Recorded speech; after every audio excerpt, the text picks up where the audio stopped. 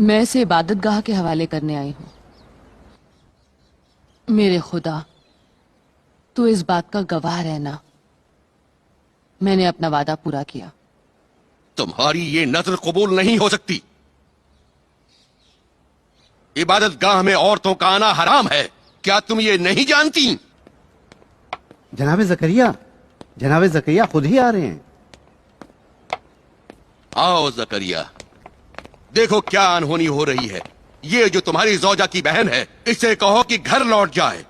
میں عمران کا احترام کر کے اس کی خطا کو نظر انداز کر رہا ہوں. خدا کا شکر کرو.